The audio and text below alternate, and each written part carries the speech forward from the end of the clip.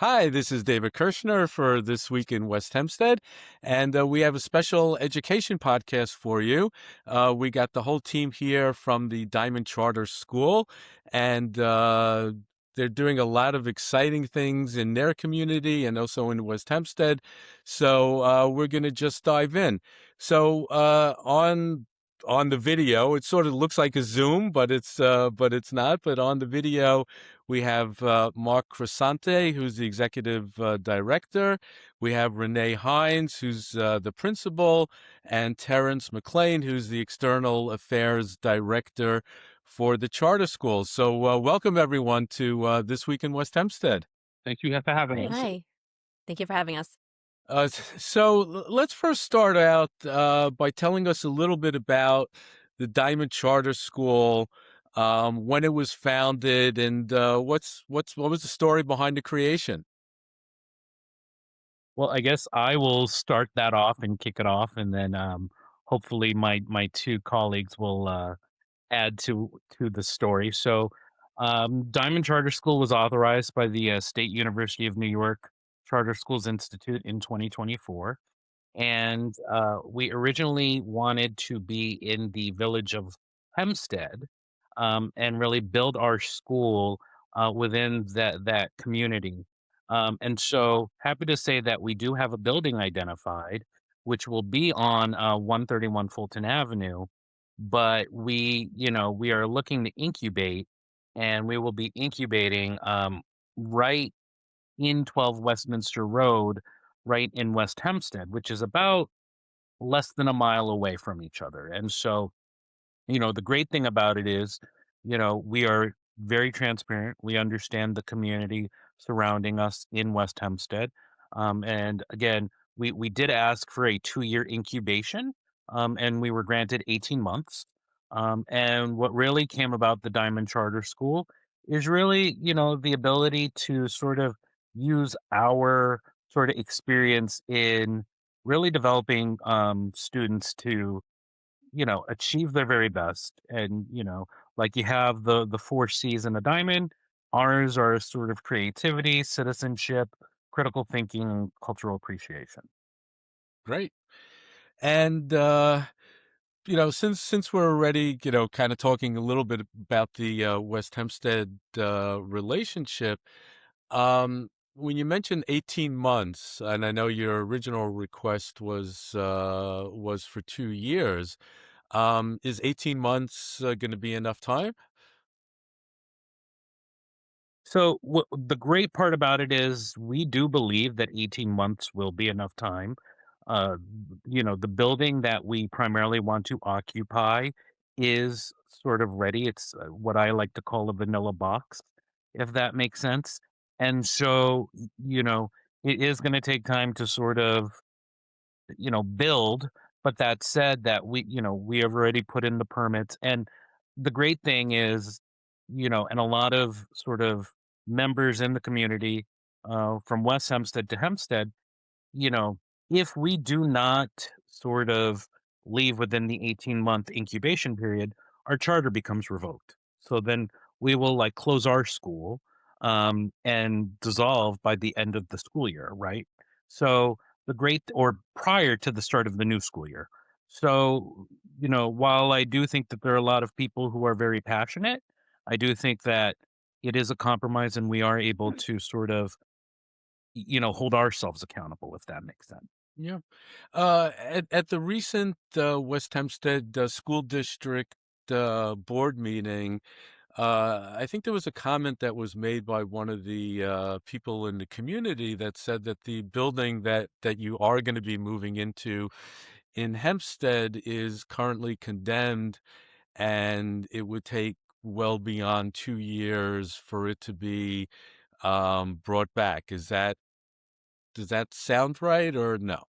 No, and I'm smiling because Terrence and Renee, we've gotten a lot of people sort of telling us what we have, and it's very new to us that we don't have certified teachers and that we don't take special education students, and our response is we haven't even opened yet.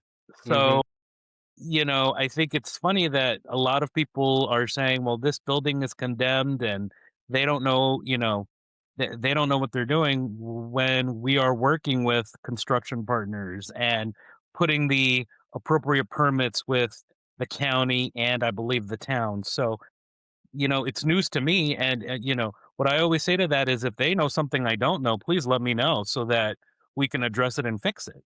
Hmm. Okay, that sounds good. One of the other concerns that was expressed at this board meeting, it was raised by the superintendent, related to the fact that, or related to the charter school trying to recruit within West Hempstead. I think both from the student body perspective and perhaps from a faculty staff perspective. A, is that happening? And B, are there any limitations of where you could be both advertising or recruiting to help grow the school? Yeah, that's a great question. And so, what I would say to you is any child in New York State has the ability to attend any school of their choice. And so whether they reside in West Hempstead, they reside in Hempstead, Uniondale, Garden City, these parents are allowed to, under the law, apply to a charter school or apply to their homeschool district and have the ability for choice. And so, we are not sort of limiting ourselves to just say, well, we only want to take the students from Hempstead, right? We are very transparent and we believe that, the choice should be up to the parent, whether they want to send their child to West Hempstead School District in their residence, or if they want to send them to a charter school. I believe in school choice and I understand the frustration that many school districts have. But for us, we operate under the realm of being transparent and giving the parents the opportunity to make the decision for what's best for their child, right? And so whether that's coming to a charter or going to the school district, it really is up to the parent. Okay. And in Hempstead itself, you have the Academy Charter School, correct? Yes. How does the Academy Charter School different than the Diamond Charter School? So, I mean, great question. And you also have Evergreen Charter School in Hempstead. Okay. Thought I would also put that in there. Well, one of the things that you'll be very surprised about is, our charter schools don't have uniforms, right? So, there is this notion that charter schools are private, sort of run, schools and that are not transparent. A charter school is a public school, and we believe that something like uniforms isn't the norm, right? When you get up in the morning, you've got to make some great choices on what you wear and how you present it. I mean, I wish I could go to school wearing a t-shirt as the executive director, but I know that I'm going to have to be in my suit and tie, and I'm in a polo shirt because it's really nice and it's March. So Yeah, first I get first day of spring, I think. that's It's right. I feel like I've earned it. But I think that's one of the distinct differences. The other thing that you're going to see is we're only starting with kindergarten and first grade, right? And so, we're getting approached of, well, you're going to take middle school students, you're going to do high school.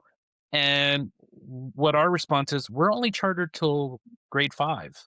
And we're not even focused on that. We're focused on really educating children and making sure that they're able to grow. And so, what I say to that is, you're really getting a small community sort of um organization, what I call community grown organization, where your teacher's going to know the entire family, they're going to know the child and all of that stuff. And safe to say, I can't tell you what the academy does, nor could I tell you what Evergreen does, but I can tell you what Diamond plans to do, which is really sort of educate the student as a whole and really provide that social and emotional learning that a child needs to succeed.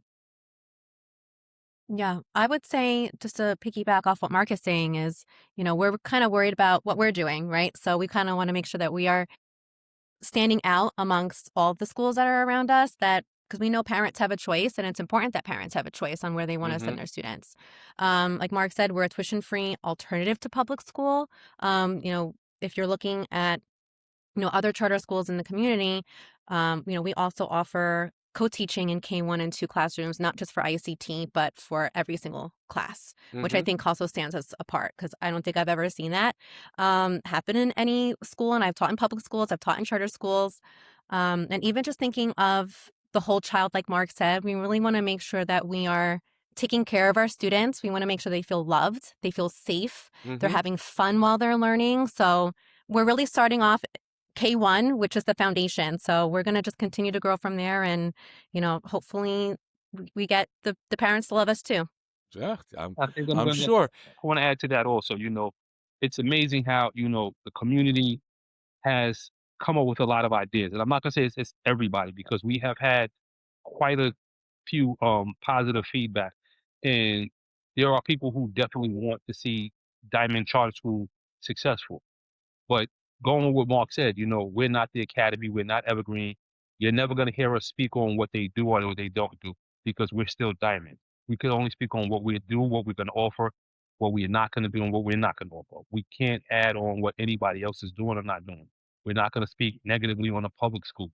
We're not gonna be the ones that's gonna be out here, you know, trying to cause a ruckus. Because our job as Diamond is we want to be a part of the community. We want to work with everybody. We don't care if it's private school, public Mm-hmm. school, or charter school. Our whole being is to uplift the community and make the community a lot, smarter through the students. We have to realize these kids that we are all educated from kindergarten on up. This is our future. Someday some of these kids are going to be our politicians. They're going to be our law enforcement. They're going to be our doctors, our lawyers. And it starts here and it starts with us as educators. And we can't be back and forth bickering and saying, oh, well, we go for the best. So we're all, our job as a whole is to educate the kid. And it doesn't matter where they go, we're going to be part of the education system for them. Mm-hmm. So,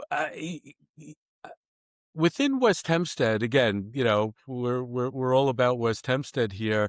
Not only do we have a very strong school district and very active within the community, we also have strong private schools or parochial schools. For example, you have Hebrew Academy in Nassau County, who also has a very good, solid working relationship with the school district. Um, I assume charter schools and Diamond in particular is not there's not a religious perspective to this. This is purely a secular, just trying to make the best, grow the best leadership candidates as possible. Correct? Hmm. Correct. Yeah. You got it, David. You hit All right. So, critics often say just about charter schools in general that they divert the funding from local public schools because the state funding follows the student. How do you respond to concerns that your school could reduce resources available to the West Hempstead School District? Well, I think you just said it, right? The money follows the student. So if the student is not receiving those services at that school, then why should they be receiving that money, right? So that those funds should be following that student and what support that student needs. Right, but it does so. But in essence, it does, by default weaken the public schools because they're also trying to grow their student base, and now they sort of have competition. And the West Hempstead School District over the last few years has been struggling to have their numbers grow. So this is only going to hurt it. David, what I would interject would be, isn't competition good?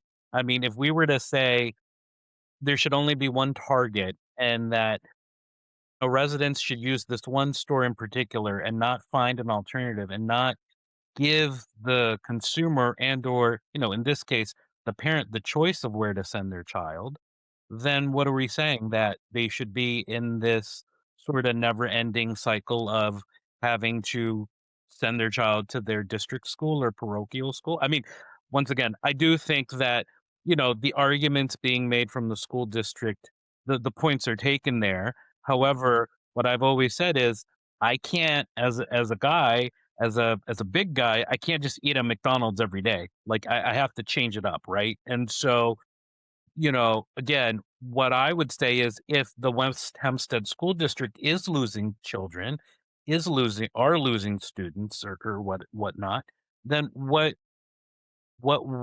the disparity? Like, what are they doing wrong?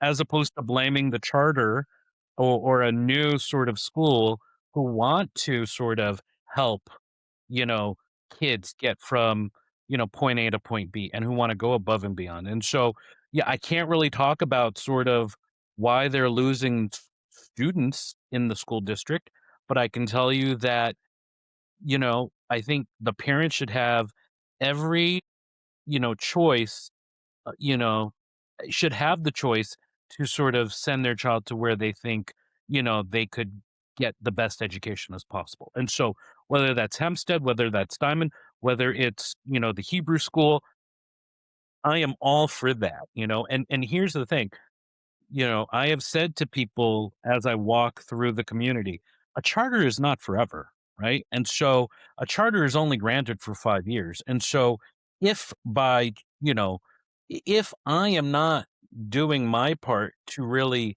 help the community, my doors and my charter can be revoked in 5 years. And again, one of the things where, we are being held accountable is we only plan to be in West Hempstead for 18 months. And Hmm. so this whole notion of you're going to be here forever, no. And our charter agreement specifically says that we can only be incubating for 18 months, right? Hmm. And we will need to go to Hempstead afterwards. And so again, I don't understand this whole um argument or talking point of, well, Diamond will be there forever. It's always going to sort of stay, you know, in the community when we have been super transparent. We've had 2 public hearings. We've said, "Listen, we would love to incubate for 2 years." A lot of community members pushed back. And, we can compromise. 18 months, okay, great. But safe to say that many school districts only wanted 12 months. Hmm. And then many school districts have said, like, "No, you should revoke the charter." But we haven't even opened our doors and we're already being judged, and we haven't even sort of begun yet. And I would say to you, please, once August and September hits, David, come on down like the price is right and come visit us. And Yeah. I'm going to touch on that also as far as the taxpayer money goes.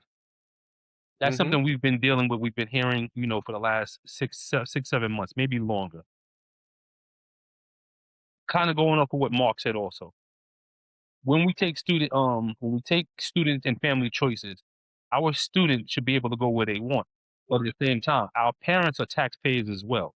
So I had a person reached out to me online and was like, "Why are you taking taxpayers' money?" And my reply, and it will always be, we have parents that are taxpayers.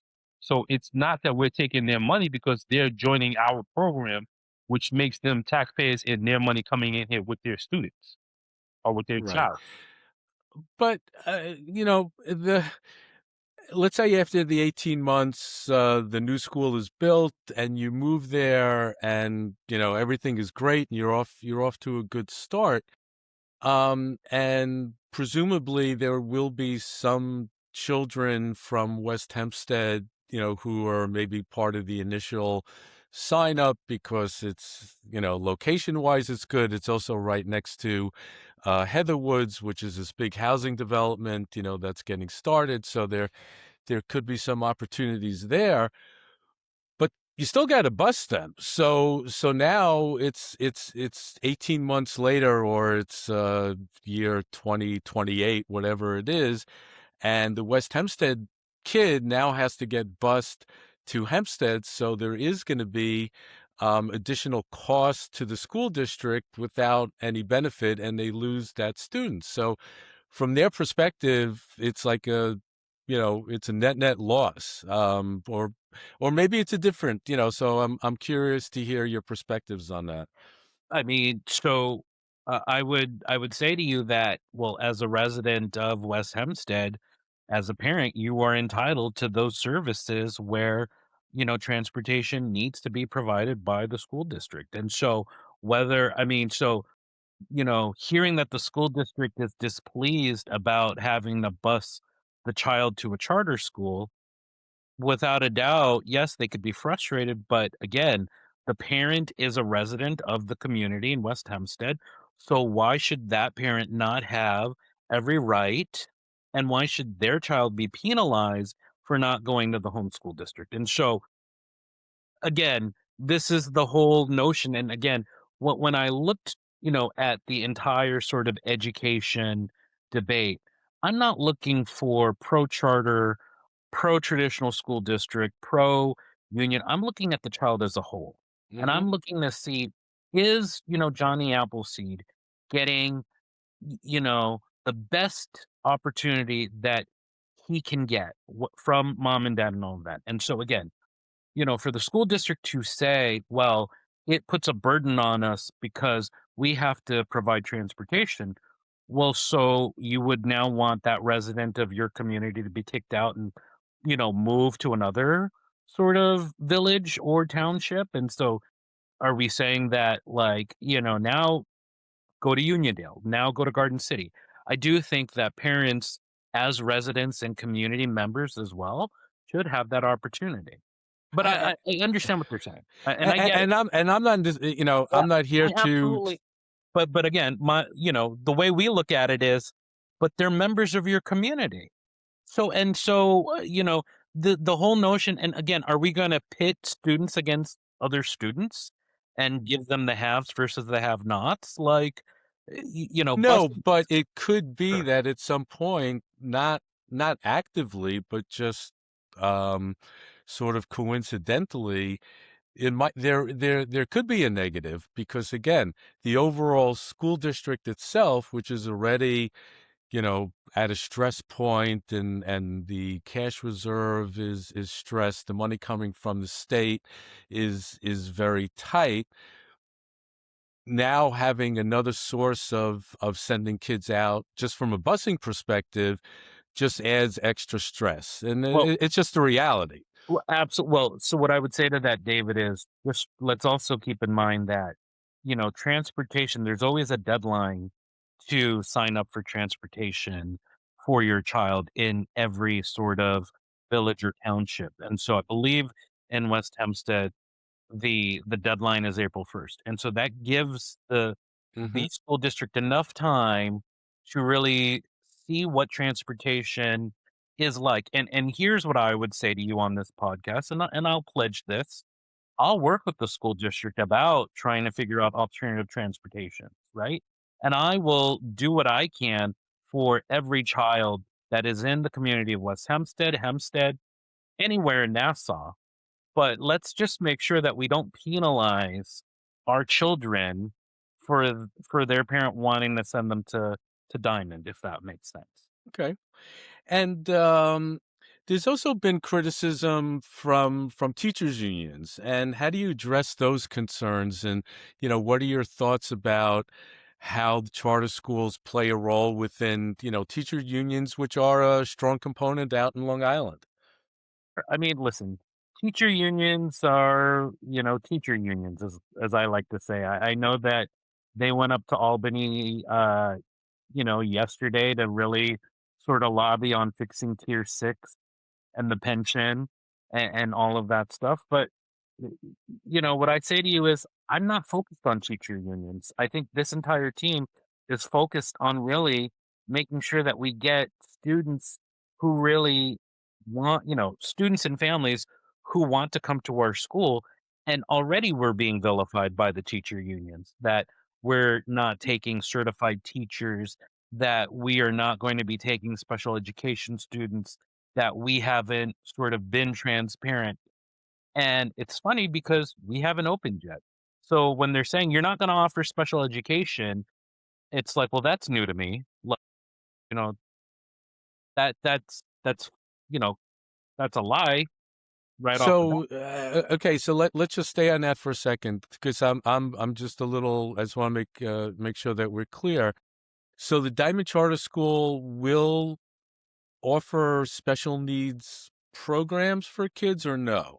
So Renee, would you like to go ahead and answer that question for us? Sure. Yes. So As we stated, we will be having integrated co-teaching as one of our programs for kindergarten, first grade, and eventually when we do grow up to be up to fifth grade, we will also have ICT available for every single grade level. And then, if we do need to add on an extra ICT classroom in order to accommodate the growing numbers, because legally you can only have a certain number of students with an IEP in a classroom. Again, we're going to have to look at these IEPs, see what we're going to have to offer these students, because like Mark and McLean said, we're still recruiting our students. So when people say that, are you going to be offering these services? Well, we have to make sure that these students actually require these services. And once we know what these required services are, then we can best plan forward what we're going to support them with. All right. So the proverbial question of, where do you see yourself in 5 years, 10 years? Obviously there's a lot of dynamics going on with getting a school up and running. Where do you see yourself in like 3, 4 years from now? Being a Well, I major mean, part of I the think family, the community, growing with the community, finally being accepted and saying, "Oh, we didn't give them the proper chance to actually know or learn that Diamond wasn't like anybody that we thought we were that they were going to be like." We want everybody, whether it be the families, the politicians, the teachers unions. We want them all to know that we're here to help raise the kids in awareness of education. So in 3 to 5 years, we want to still be actively a part of the community and still growing. You know, our plan is to go to fifth grade, but right now we can only concentrate on kindergarten and first. So we can't Hmm. hear, "Oh, well, what are you guys going to do when you get to high school?" High school is not even in the plan, and I've had that question posed to me quite a few times. And I'm like, first, you skipped second and third grade. Like, we didn't get to second or third. How can we even talk about high school? You didn't even talk about a middle school. We need to get through we need to get through year one, and year one starts on September 1st. Um, and we're looking forward to it. We're looking forward to have all of our new families come and join us. We're looking to have our new staff come and join us and see we're actually one big, happy, loving family. Cool.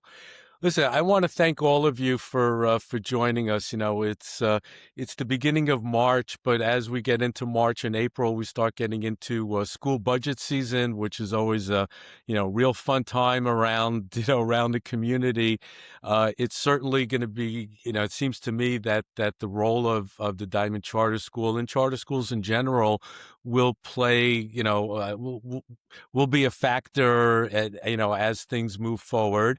But welcome to the community. And, Thank we're you. excited to hear, about all the developments and all of the exciting things that you bring to the neighborhood and to the strength. I mean, this is a great community. So we're just hoping that having more partners that care about the schools, that care about the kids, care about the communities, it just becomes a plus plus for everyone. I agree. And David, thank you for sort of taking the time to invite us. But and there's no doubt in my mind that the West Hempstead School District, there are some great people there. I know that when Terrence had the public hearing, he was able to sort of meet with school board members and talk to the superintendent. And so there's no doubt in my mind that, you know, we have some great schools. Our sort of aspiration is really to become a great school as well. So we are here and we want to work with any partner that wants to work with us. So, please, if you ever see us, reach out. And I mean, I'm always available. My wife doesn't like it when I give my phone numbers out, but I can give it to you, David. But that said, we're here and we're looking forward to opening. Well, Yes. I listen, I appreciate this, and I hope this is the beginning of what will be a long conversation as the school starts to go through its crawl, walk, and run stages. So again, we wish you all the best of luck. So Thank you so much. you're You. very, very welcome. So let's wrap up this special education edition of This Week in West Hempstead. My guests today have been Mark Crescente, the executive director of the Diamond School, Renee Hines, principal, and Terrence McClain, external affairs director. I thank you all for your time, and listen, go out and enjoy the warm weather. Yes, It's gorgeous been out. a long time, and thank you very, very much. We really appreciate it. Thank you for having us. Thank you. We appreciate the opportunity. Like you said, communication is key, and we just want to continue to communicate with people and just let them know what we're about. Well, we thank you, and again, thanks for joining our podcast, and best of luck. Thank you. Thank you so much. Thanks. This has been a special edition of This Week in West Hempstead by David Kirshner. Thanks for watching, everybody. Please be sure to visit our sponsors, Spiegel Law PC, Tiffany Dry Cleaners, and Reister's Bakery. To find out more or to reach out to us, come visit us on social media at Facebook and Instagram, or visit our website at westhempsteadecho.com.